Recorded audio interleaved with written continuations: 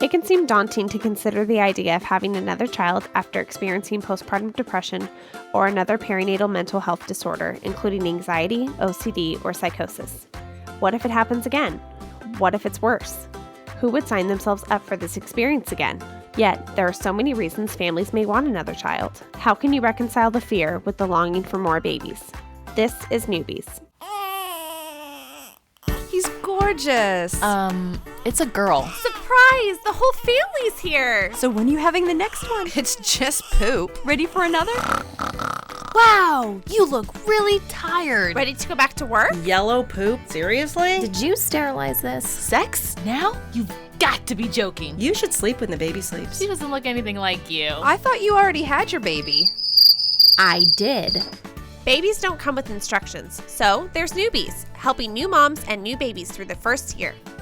Welcome to Newbies. Newbies is your online on-the-go support group guiding new mothers through the baby's first year. I'm your host, Kristen Stratton, certified birth doula, postpartum doula, and owner of In Due Season Doula Services. If you haven't already, be sure to visit our website at newmommymedia.com and subscribe to our weekly newsletter. You can also subscribe to our show through iTunes, so you'll automatically get new episodes when they're released. Here's Sunny with details on how you can get involved with Newbies. All right. Hi, everybody. So we're so thankful that you're joining us here on Newbies. We want you to be part of our show. That's what makes this so fun is we get to meet so many different moms and dads, and they join us on the show. So if that interests you at all, head on over to our website at newmommymedia.com. You can click on a banner that says, join us as a parent. And then from there, there's a quick online form you can fill out, which just gives us more information about you so we can reach out to you if we're working on a topic we think you'd be a good fit for. The other thing is you can join our Facebook group where we post all of our topics and times. If you are on social media, we have started a hashtag that I think is really, really important. I'm on social media a lot, mainly for all the shows and posting different episodes and promoting things. And I've seen a lot of stuff online, like parents, mainly moms, kind of being down on other moms and stuff like that. So we've started the hashtag support all moms.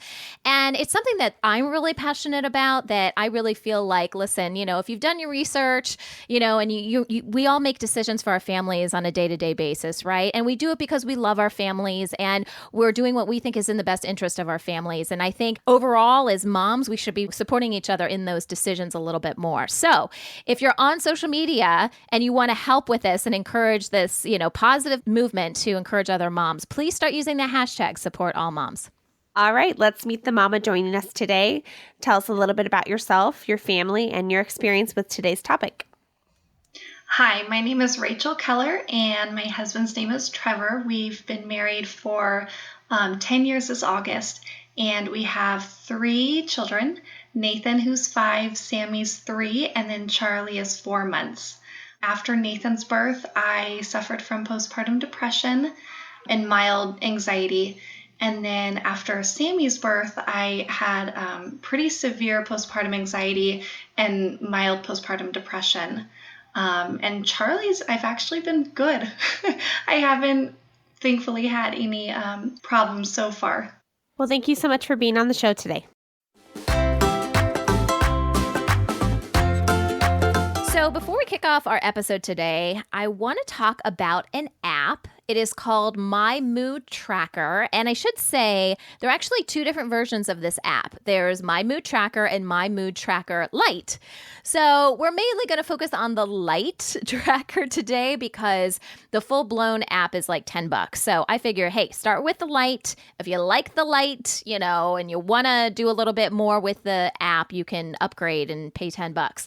So for the Lite version, it is absolutely free. And basically, it's a way to track your day-to-day mood, which may seem really simple, but what I really like about this app is that the user interface, I think, is fantastic. Like you open it up and it gives you today's date and the time, and it literally just says, I'm feeling, and then it has question mark. And then you tap this little button and a bunch of little emoticons. Is that what they're called? Those little smiley face things? Do you guys know what those are called? Yeah, they're emoticons. Emoticons? Yeah. Okay. Yeah, there's like a wide variety of these, little faces, little smiley faces, sad faces, scared faces, crazy faces, mad faces, whatever start popping up. And you select whichever one you want, and it kind of gives you a description of what that emoticon means. You hit done, and you can also rate your mood on a scale of 1 to 10. So in addition to the little smiley face, it's got this little thing you can just drag from 1 to 10. You can add notes to it, and that's the basic part of the app. It does keep a history of all of this. So if you really want to know on a day-to-day basis, and you might even be able to do this multiple times in a day, just how you're feeling throughout the course of the day, the week, a month, or whatever, it does keep a history for you, so you can kind of check that out. You do have the ability to export it, I believe. I believe the upgrade comes with like how far back in your history you want to go. I'm not sure exactly what's included in the free version, but if you want to go really far back in your history, I'm pretty sure you're going to have to upgrade. So that's where, the $10 would come into play. But yeah, so wanted to get your feedback, everyone's feedback, since, we've all kind of, even if you haven't experienced any kind of, diagnosed as, depression, I think we can all kind of go through, just in our day-to-day lives as parents and think about the roller coaster ride we go on with our emotions and handling our kids.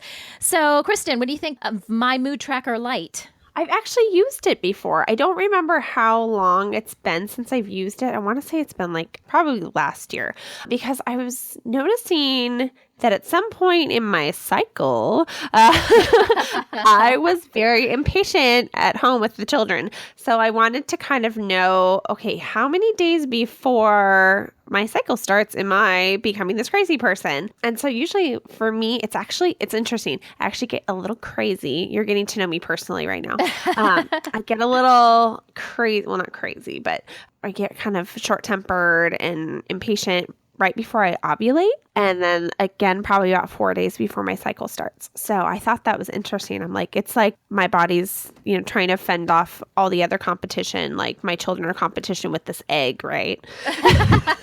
This egg that's very primal of you, the breakdown. Yeah, but you know what? I think it's good. I think it gives good self-awareness, because even if maybe you're not struggling with a mood disorder or you're not trying to figure out something that's cyclical, it still gives you good feedback. And then you're like, well, why am I feeling this way? What's going on? What stressors am I experiencing that maybe is affecting my mood in this way? So I think it's good. I like it. One thing I wanted to add really quickly is that they do have a section for, it's just called logs, which is kind of a strange term if you ask me, but you click on logs and there's other things you can track too, which will give you a better idea of what's kind of happening in your life. Just like Kristen was talking about, there's actually a section for menstrual cycles. So you can enter that kind of information. What else is here? Your sleep cycle. Yeah. Sleep cycle. You can enter medication, what kind of exercise you had that day, your stress level, energy level, pain level, if that's an issue for you, like after, giving birth or something like that. So yeah, it can track a bunch of different things. But again, the goal is to figure out what your overall mood is and then hopefully be able to figure out from there, what's causing you to feel that way. So Andrea, I would love to know from an expert's point of view of someone, that works with disorders, like what do you think of something like this, an app like this?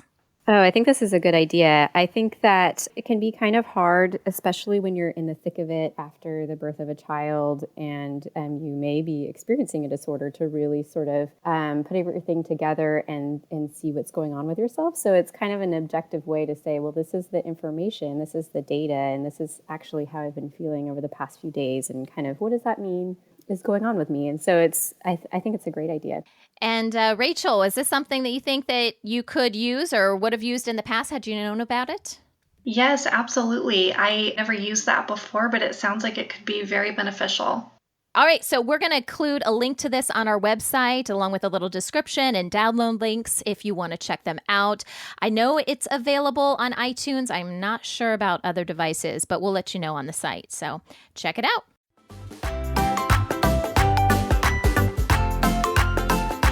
Today, we're continuing our series on delayed postpartum depression by discussing having more babies. Our expert today is licensed marriage and family therapist, Andrea Knox. Thank you for joining us today, Andrea. Welcome to the show. Thank you so much for having me. Andrea, can you please explain what impact postpartum depression and other disorders can have on us, which may physically impact our desire to have another child? Sure. I think having a disorder postpartum can be a very dark, scary, overwhelming experience. And at the time, it can affect our ability to function, make rational decisions, our sense of self as a parent, our relationship with our partners, and so many other parts of our lives. And in addition to that, often it's a surprise. Nobody puts postpartum mental health disorder on their baby registry, right? So No, I did not. it's an uninvited guest to the party. So I think we can have, because it can be such an awful time, and it's often unexpected. We can have this response to it like it's a trauma, and our minds and bodies have this natural defense against a trauma. Hey, remember that was scary. Don't do that again. So it brings up a lot of questions. Yeah, it just brings up a lot of questions when we consider another pregnancy. So what emotional barriers must a mother overcome to even begin to consider another child? Well, because we were talking about this sort of reacting to it almost like a trauma, I think it's really easy to avoid thinking about your past experience of a disorder. This is very raw stuff. But your experience holds key information about your decision to have another child and what your needs would be if you do decide to have another baby. So just the ability to look at your previous or current experience of a disorder can be something to overcome. Also, it's normal for the process of considering pregnancy, trying to conceive, or having another baby after a postpartum disorder to involve some level of anxiety. It's not an easy choice. Having some anxiety doesn't mean you're making the wrong choice. So there may need to be some acceptance around the difficulty of the choice and that it might be difficult after birth. And how many women do you think are carrying postpartum mood disorder from one postpartum period into the next pregnancy and then into another postpartum time? Well, if the disorder was not treated the first time, it's highly likely that it would continue into the next pregnancy, and then that puts you at risk for carrying it postpartum. So if it's untreated, it's highly likely. If it has been treated, the data that I found is at least 33% of women who previously had postpartum depression will have symptoms again in the subsequent pregnancy. And Rachel, I know you shared that you experienced this in your first two pregnancies. What was your experience after your first pregnancy and having postpartum depression and anxiety? And then how did that affect your decision to have another baby and then subsequently experience it again? Well, with my first postpartum, I had gone through a lot of complications during the delivery. So I was feeling, depression and anxiety and so much fear, but I didn't recognize that was postpartum depression. I had heard of postpartum depression before, but the classic signs you hear about are you want to hurt your baby. And for me, it was exactly the opposite. It was, I couldn't leave him. I was really overprotective and just very fearful of everything. And I associated that with the trauma that I had gone through during his birth. So I didn't realize what was going on. We ended up getting pregnant pretty quick, not as quick as others, but within a year, I was pregnant again. For us, we weren't weighing the emotional state that I was in because I just purely chalked that up to it was the trauma. That's not going to happen the second time. It was just a fluke thing that happened. Second time, I'll be good. So I just kept telling myself, if I have another pregnancy and it's healthy and nothing bad happens, I'll be okay the next time. So then I did have a wonderful pregnancy the second time, no complications, beautiful birth, no trauma. And the second postpartum time, it was much worse, much more intense. I didn't understand what was going on. I didn't really reach out because I was embarrassed and I didn't know how to fix it. I did know that going on walks helped, keeping busy helped, play dates, just kind of trying to distract myself. So I just did a lot of that. And, slowly with time, it gets easier and you learn how to, live with it. And I actually started training to become a doula when my second son was about 18 months old, and there was a ton of required reading. And one of the books that I had to read was on postpartum mood disorders. And I realized through reading that book, everything that I was experiencing was in the book and gave me, I guess, a lot of validation that, I wasn't crazy and it was normal. It just happens sometimes. So with that, I was able to address it a lot more thoroughly and appropriately before we gave birth to my third daughter. And I think with that journey, I just found the tools that helped me. And then we were just really proactive, I guess you could say, after having our third daughter, just to make sure that I got the support that I needed early on so that I didn't, get as bad off as I did with the second. Right. It's like these light bulbs always go off after every baby. You look back and you see something and you're like, oh gosh, I wish I had known that. It would have been so much easier. I know that I kind of had the same thing where we kind of, we had our daughter and my husband was deployed her first year of life. So I didn't have a lot of social support, which I know is a huge contributing factor. And then as soon as he got home, we were pregnant again within like 2 or 3 months. And my postpartum anxiety and depression was so much more severe after I had my first son. And then we got pregnant again. I'm very fertile with our third about when he was 10 months old. So I had 3 kids in just under 3.5 years. And I never really recovered from the previous anxiety and depressive disorder. And so by the time I was having my postpartum time after my third, and I had had an extremely traumatic birth experience with him, I was just virtually unrecognizable to myself. I look back now because now I'm almost 3 years postpartum from that birth, but I'm like, I don't even know who that person was because I had no vibrance and no life to me. I was just kind of a shell going through life, going through the motions. But if people knew what was going on inside my head, like you said, you're embarrassed. It's embarrassing to admit that you're not yourself, and to have to ask for help it's kind of hard, especially when you're trying to take care of 3 little people. You don't want people to think that you're not capable of being a mom or you're a bad mom. So thank you for sharing that. I think it's really interesting what Rachel is saying about in her last pregnancy, she really had an awareness and was able to prepare. And it sounds like postpartum, it was a different experience. And there's no way to know because postpartum disorders are such a mix of psychological and social and genetic factors. But I wonder if that didn't have something to do with how things turned out. So I just feel like that awareness and having the time to really prepare and think about it, I think it's so important. You don't always realize how bad you feel until you get healthy again mentally. I know for me, when I'm pregnant, I feel really, really good. It's the postpartum where I feel, so horrible. So for me, with both of my first and my second pregnancy, once I was pregnant and I was feeling level again, I would look back and think, oh my goodness, I didn't realize how severely depressed and how much anxiety I was having until I was feeling better. So sometimes it's hard. Sometimes you need a partner, someone that's aware of what you're going through or what could happen to you, so that way they can kind of watch you. Because sometimes you don't always see what's going on as well as someone else might, like your husband or significant other. So, Andrea, what are the potential risks for carrying depression or another mood disorder into the next pregnancy or postpartum? Well, like we've been talking about, if it wasn't treated the first time around, that's a big risk factor. And also medical problems that can affect mental health, like thyroid or diabetes.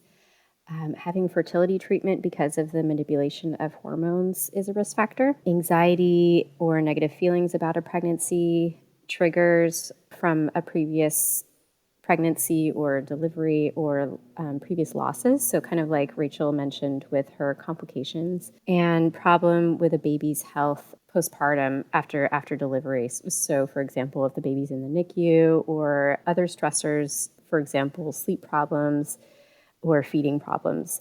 And then 2 big ones are lack of support. It's so huge. And also other life stressors. So if there are loss, relationship issues, moving, financial issues, all of these things are sort of, there's a foundation for mental health. And if there are other stressors that are coming into play, it just sort of brings down the threshold for being healthy. When we come back, we will continue our discussion on delayed postpartum depression and having more babies. We'll be right back.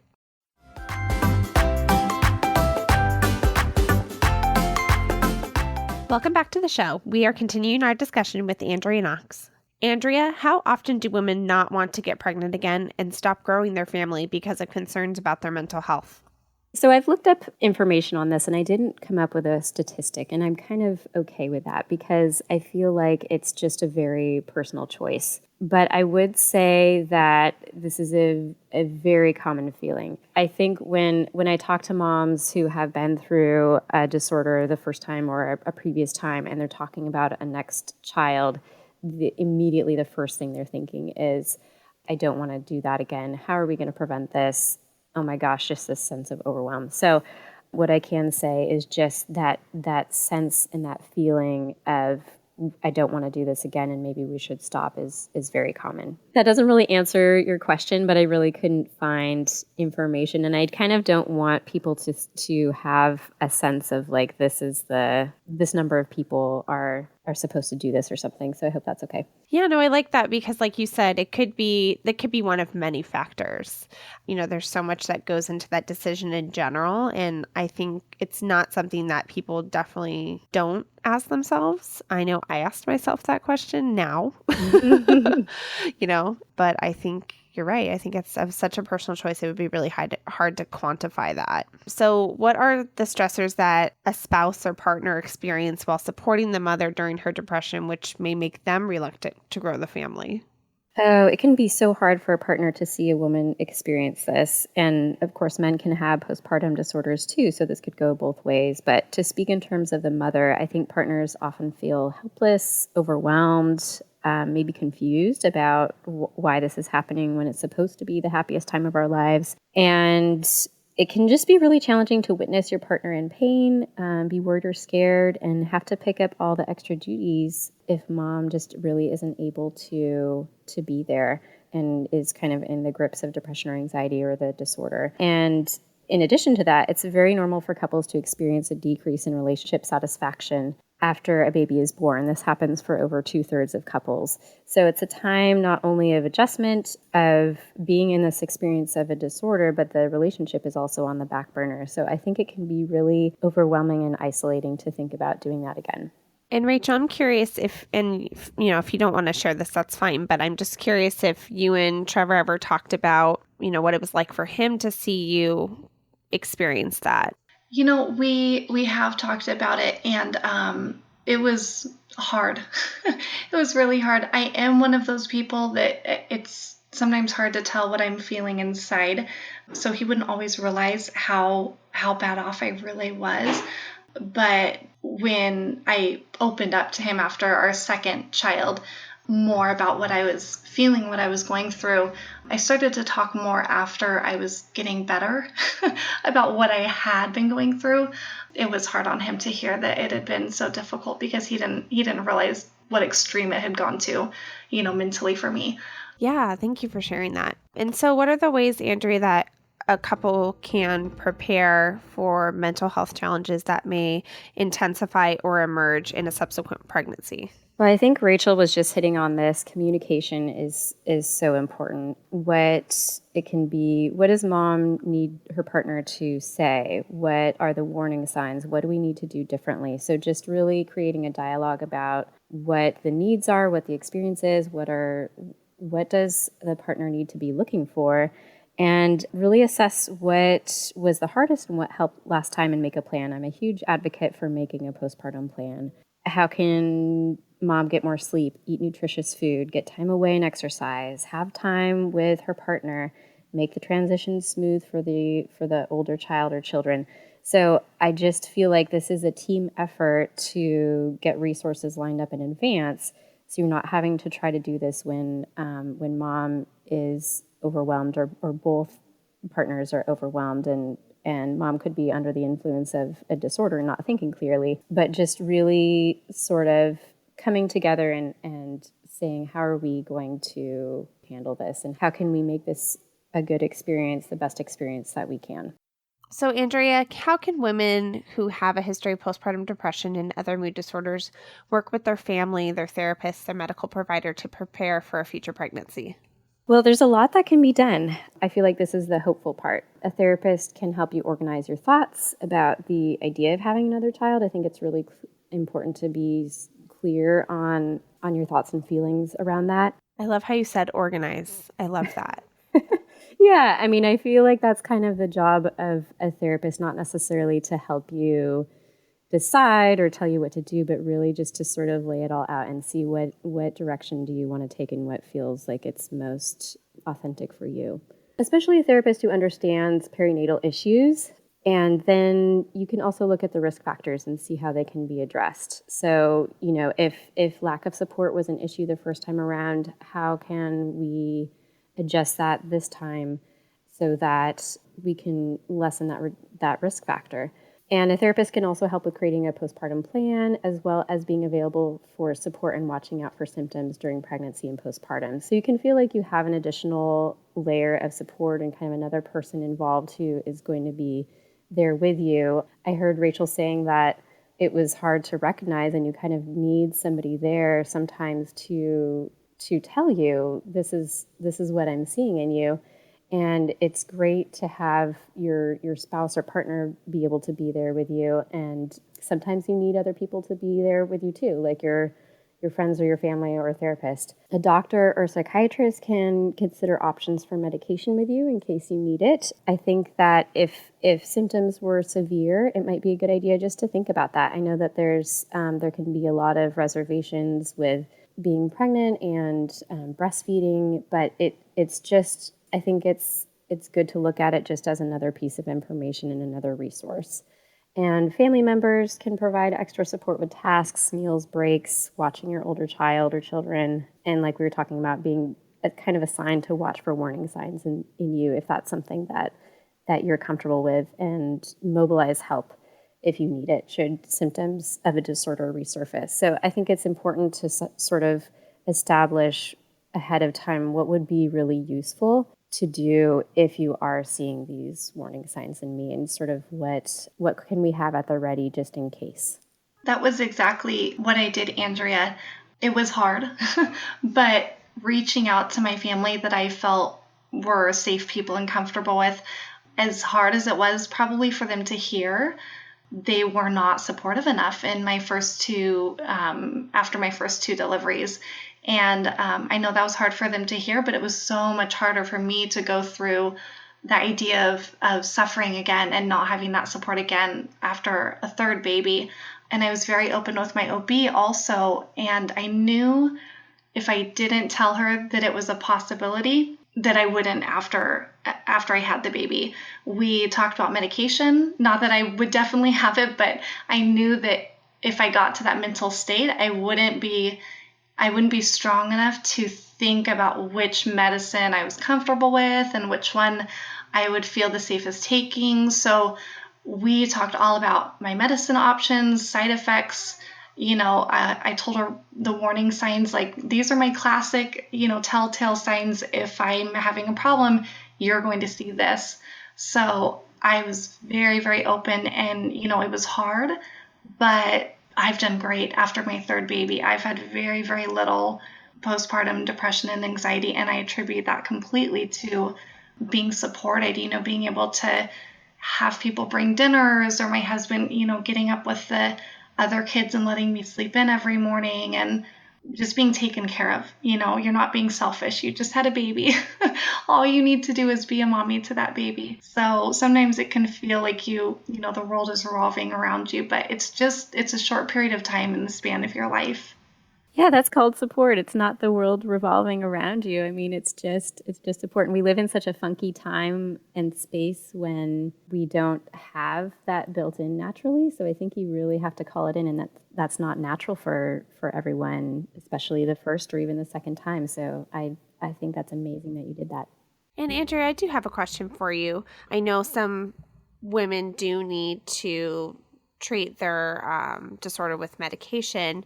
So if they're planning on getting pregnant again, and perhaps the medication that's been working for them they can't take while they're pregnant, what are some of the ways that they can work with their support team to prepare for going off that medication? Well, I think it's good to be in touch with a therapist, just to sort of have somebody to monitor yourself with. just like the app we're talking about, kind of somebody to really process that information in real time and see what that's looking like.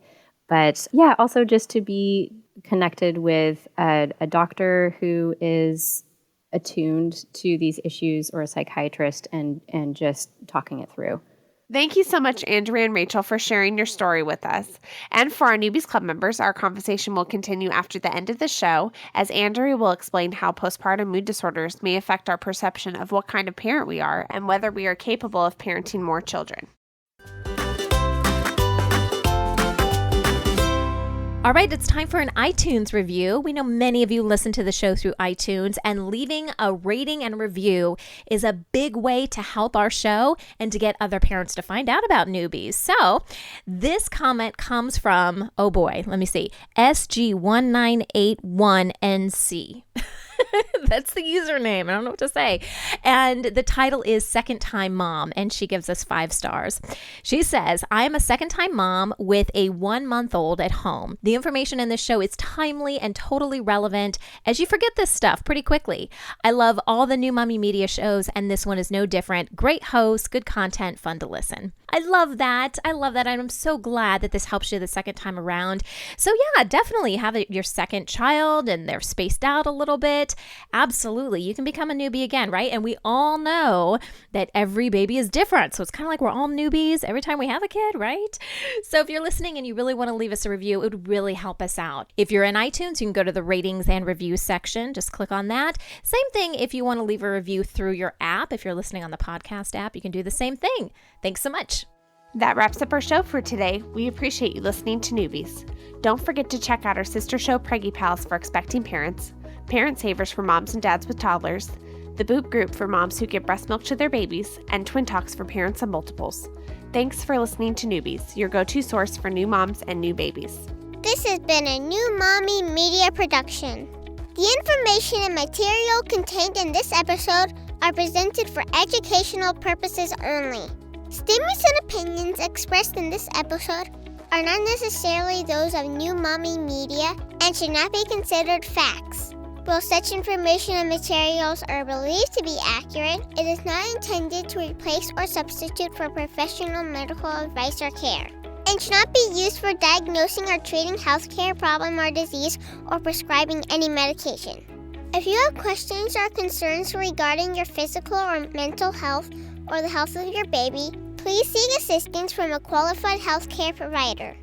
How would you like to have your own show on the New Mommy Media Network? We're expanding our lineup and looking for great content. If you're a business or organization interested in learning more about our co-branded podcasts, visit our website at newmommymedia.com.